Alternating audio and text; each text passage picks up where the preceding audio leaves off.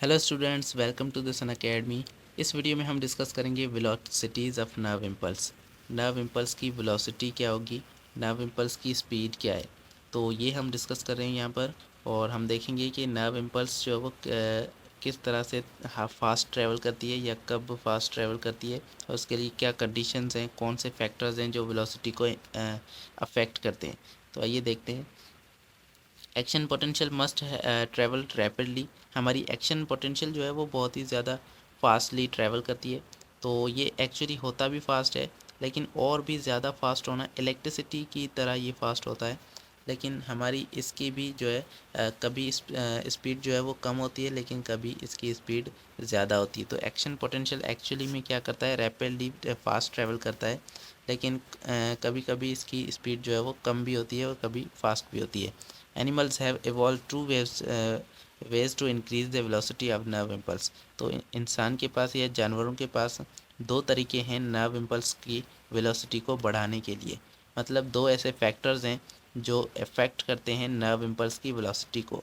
तो अगर वो फैक्टर्स होंगे तो नर्व इम्पल्स की वेलोसिटी ज़्यादा होगी, अगर वो फैक्टर्स नहीं होंगे तो नर्व इम्पल्स की वेलोसिटी कम होगी। तो ये दो फैक्टर्स हम देखते हैं यहाँ पर।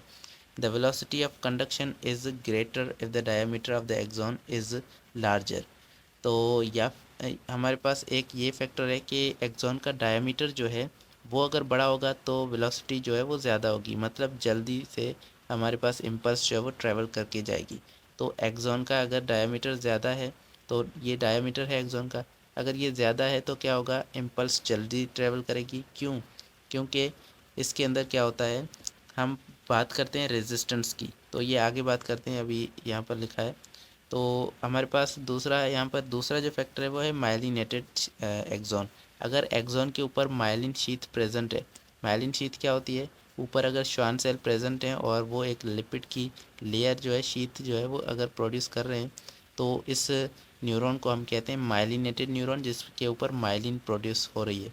तो ये जो न्यूरॉन है इसके अंदर इम्पल्स फास्ट ट्रैवल करती है, इसके अंदर इम्पल्स की जो वेलोसिटी है वो ज़्यादा होती है, और उसके मुकाबले में, उस न्यूरॉन के मुकाबले में जिसके ऊपर माइलिन शीथ नहीं है। तो इस तरह से इसके ऊपर जो वेलोसिटी होगी वो ज़्यादा होगी। तो ये क्यों होगी ये हम आगे चल के डिस्कस करते हैं। अभी हम फर्स्ट फैक्टर को देख रहे हैं जो है डायमीटर ऑफ एक्सॉन। एक्सॉन का डायमीटर बढ़ने से इम्पल्स की वेलोसिटी बढ़ती क्यों है, ये आइए डिस्कस करते हैं। तो axon increases the velocity of the impulse due to electrical property of resistance. ये इस वजह से होता है क्योंकि रेजिस्टेंस की प्रॉपर्टी है इलेक्ट्रिक चार्जेस के अंदर।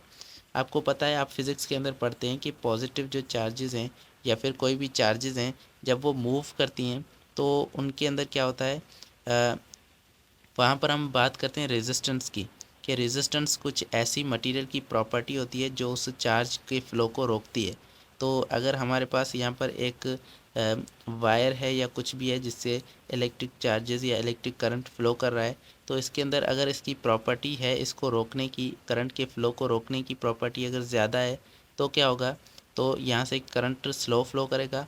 अगर इसकी रेजिस्टेंस कम है तो करंट जो है वो फास्ट फ्लो करेगा। तो इसे हम कहते हैं रेजिस्टेंस। अब ये रेजिस्टेंस जो है, ये अगर डायमीटर बढ़ जाए किसी भी चीज़ का, किसी कंडक्टर का, या जहाँ से करंट फ्लो कर रहा है उसका डायमीटर बढ़ जाए, तो ये रेजिस्टेंस क्या हो जाती है, कम हो जाती है। तो इसीलिए हमारे पास रेजिस्टेंस कम होगी तो करंट फास्ट फ्लो करेगा, करंट चार्जेस ज़्यादा फ्लो करेंगी। तो इसीलिए हमारे पास यहाँ पर लिखा है electric resistance is inversely proportional to cross sectional area. जो क्रॉस सेक्शन का एरिया है, क्रॉस सेक्शन हम कहते हैं किसी भी पाइप में से या फिर किसी भी ऐसा स्ट्रक्चर जहाँ से कुछ अंदर से चीज़ कुछ गुज़र पाए। तो यहाँ से अगर हमारे पास ये जा रही है तो ये पूरा जो एरिया है, ये एरिया क्या कहलाएगा, ये क्रॉस सेक्शन एरिया कहलाएगा। अब इसके क्रॉस सेक्शन एरिया के अंदर यहाँ से जितनी भी चार्जेस जो है वो फ्लो कर रही हैं, ये इसका क्रॉस सेक्शन एरिया कहलाता है। और जितना ज़्यादा ये एरिया बड़ा होगा, या जितना ज़्यादा डायमीटर जो है ये बड़ा होगा इस एक्सॉन का, तो उससे क्या होगा, रेजिस्टेंस कम हो जाएगा। रेजिस्टेंस कम होगा तो उसकी वजह से करंट फास्ट फ्लो करेगा, जल्दी फ्लो करेगा, और वेलोसिटी नर्व इम्पल्स की क्या होगी, ज़्यादा होगी। तो इसीलिए ज़्यादा डायमीटर बड़ा होने से एक्सॉन का डायमीटर बड़ा होने से रेजिस्टेंस कम होती है और उसकी वजह से वेलोसिटी ज़्यादा होती है। So larger diameter axon have less resistance and nerve impulse current flow transmission speed varies from several centimeter to very thin axon about 100 meters per second। तो अब देखें यहाँ पर जो बड़े एक्सोन हैं जिनका डायमीटर बड़ा है उनके अंदर क्या हो रहा है, रेजिस्टेंस कम है क्योंकि डायमीटर बड़ा है। डायमीटर कम बड़ा होने से रेजिस्टेंस कम हो जाती है और रेजिस्टेंस कम है तो स्पीड क्या होगी, ज़्यादा होगी। तो यहाँ पर करंट फास्ट फ्लो करेगा। और ये जो है अगर एक हमारे पास थिन है एक्सोन और एक एक्सोन है जिसका डायमीटर ज़्यादा है तो इसके अंदर क्या होगा, इसके अंदर हमारे पास थिन वाला जो है इसके अंदर स्पीड जो है वो क्या होगी, कम होगी। और ये कितनी होगी, 100 मीटर्स पर सेकंड हो सकती है, मतलब 100 मीटर एक सेकंड के अंदर। जबकि बहुत ज़्यादा सेंटीमीटर्स पर सेकंड भी हो सकती है यहाँ पर अगर हमारे पास ये जो एक्सोन है ये क्या है, ये हमारे पास थिन है। एक्सोन अगर थिक है, एक्सोन अगर ज़्यादा थिक है तो स्पीड ज़्यादा होगी, मतलब ये 100 मीटर्स पर सेकंड ये एक्सोन थिक के लिए। अगर एक्सोन थिन है, एक्सोन का डायमीटर कम है तो ये कुछ सेंटीमीटर ही जा पाएगा एक सेकंड के अंदर। तो इसकी जो वेलोसिटी होगी वो क्या होगी, 1 सेंटीमीटर से लेकर कुछ सेंटीमीटर पर सेकंड तक होगी। तो ये जो है वो ये ज़्यादा हायर एक्सोन के लिए जिसका डायमीटर ज़्यादा है। तो डायमीटर ज़्यादा होने से उनकी वेलोसिटी बढ़ती है, आपको ये चीज़ याद रखनी है। तो आगे चलते हैं। Myelinated axon conducts impulse more rapidly than unmyelinated axon. जो एक्सोन जिनके ऊपर माइलिन शीथ प्रेजेंट है वो बहुत ही जल्दी इम्पल्स को कंडक्ट करते हैं और उनकी जो इम्पल्स की कंडक्शन होती है वो फास्ट होती है। उनके अंदर जो इम्पल्स ट्रांसमिट करती है वो फास्ट करती है, तो उनके अंदर स्पीड ज़्यादा होती है। ऐसा क्यों होता है, because action potential in myelinated axon are only produced at the node of Ranvier, small gaps between the successor Schwann cells। तो यहाँ पर हमारे पास लिखा है कि श्वान सेल्स के बीच का जो गैप है, अब देखें यहाँ पर इसे हम कहते हैं नोड ऑफ रैनवीर। तो इसे हम पहले पढ़ चुके हैं। यहाँ पर हमारे पास ये एक श्वान सेल है, ये हमारे पास एक दूसरा श्वान सेल है, इसके बीच में यहाँ पर ये गैप है, ये गैप कहलाता है नोड ऑफ रैनवीर। अब जब माइलिनेटेड एक्सोन होगा तो इसके अंदर क्या होगा, इम्पल्स जो कंडक्ट होगी वो कहाँ पर होगी, वो इस जगह पर नहीं होगी जहाँ पर श्वान सेल मौजूद है।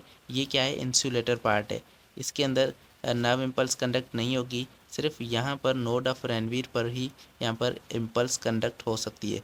तो अब क्या होगा, इम्पल्स सबसे पहले यहाँ पर कंडक्ट होगी, उसके बाद यहाँ से ये इम्पल्स जंप करेगी, यहाँ पर कंडक्ट होगी, फिर से यहाँ पर जंप करेगी और यहाँ पर कंडक्ट होगी। बीच में इम्पल्स कोई भी कंडक्शन नहीं होगी।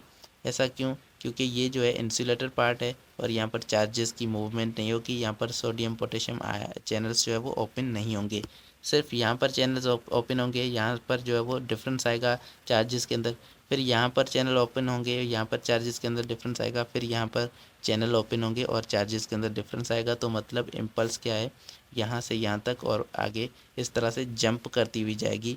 और ये जो जंपिंग इम्पल्स है इसे हम कहते हैं साल्टेटरी इम्पल्स, या इसे साल्टेटरी कंडक्शन कहते हैं। इस इम्पल्स की कंडक्शन को साल्टेटरी कंडक्शन कहते हैं। तो इसे हम आगे देखते हैं। An extra cellular fluid is in the contact with the axon membrane only in the node of Ranvier, so the flow of ions between inside and outside of the axon can occur in only these regions।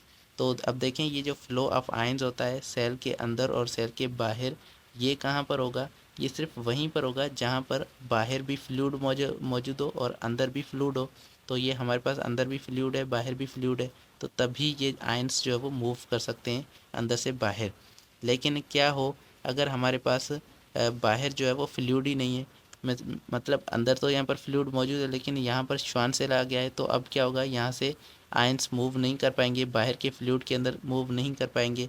तो इसीलिए सिर्फ उन्हीं regions के अंदर जो है वो transmission होगी, उन्हीं रीजन्स के अंदर ये जो है आयंस की मूवमेंट होगी जहाँ पर श्वान सेल मौजूद नहीं है। तो यहाँ पर इस जगह पर क्या होगी, आयंस ट्रांसमिट होंगे, यहाँ पर चैनल्स खुलेंगे और ये जगह क्या कहलाती है, नोड ऑफ रैनवीर। तो सिर्फ नोड ऑफ रैनवीर पर ही आयंस की मूवमेंट होगी, फ्लो ऑफ आयंस जो है वो नोड ऑफ रैनवीर पर ही होगा और इसीलिए वहीं पर ही सिर्फ इम्पल्स कंडक्ट होगी। तो आगे चलते हैं। The action potential does not propagate over the length of the axon. पूरी लेंथ के अंदर, एक्सॉन की पूरी लेंथ के अंदर जो है एक्शन पोटेंशियल नहीं जाता, सिर्फ एक नोड ऑफ रणवीर से दूसरे नोड ऑफ रणवीर तक ये ट्रैवल करता है। तो यहाँ से ये जाकर इस तरह यहाँ पर ट्रैवल करेगा, उसके बाद नेक्स्ट नोड ऑफ रणवीर तक ये ट्रांसफ़र होगा और ये पूरी लेंथ तक जो है ये नहीं जाएगा, but rather jumps from one node to another skipping the insulated area. तो बीच का जो एरिया है जहाँ पर श्वान सेल मौजूद है, जो इंसुलेटर एरिया है, उस एरिया को ये स्किप करेगा और जंप लेगा दूसरे नेक्स्ट नोड ऑफ रणवीर तक। तो ये सिर्फ नोड टू नोड जो है वो जंप करता रहता है ये इम्पल्स। और इस मेम्ब्रेन के अंदर क्या होता है, membrane between the nodes rib mechanism is called saltatory conduction. और ये जो कंडक्शन है जिसके अंदर क्या हो रहा है, जंपिंग इम्पल्स है जो एक नोड ऑफ रणवीर से दूसरे नोड ऑफ रणवीर तक जंप कर रही है, इस इम्पल्स को सल्टेटरी इम्पल्स कहते हैं और इस मैकेनिज्म को सल्टेटरी कंडक्शन कहते हैं। रिजल्ट्स इन फास्टर इम्पल्स, और ये इम्पल्स जो है वो ज़्यादा फास्ट होती है उस इम्पल्स से जो कि पूरी लेंथ के अंदर ट्रैवल कर रही है। अगर एक्सॉन की पूरी लेंथ के अंदर इम्पल्स ट्रैवल कर रही है तो वो क्या होगा, वो स्लो होगी। और अगर ये जंप करती हुई एक नोड ऑफ रणवीर से दूसरे नोड ऑफ रणवीर तक जा रही है तो ये फास्ट होगी। और ये जो है दूसरी उस इम्पल्स से भी फास्ट होती है और इसकी जो स्पीड होती है वो 150 मीटर पर सेकेंड होती है। तो ये बहुत ही ज़्यादा इसकी स्पीड है। अब यहाँ पर आप देखें दो एक्सॉन दिखाए गए हैं, एक है नॉन माइलिनेटेड और एक है माइलिनेटेड। नॉन माइलिनेटेड जो है इसके अंदर क्या होगा, इम्पल्स जो है वो पूरे इस एक्सॉन के अंदर से ट्रैवल करेगी।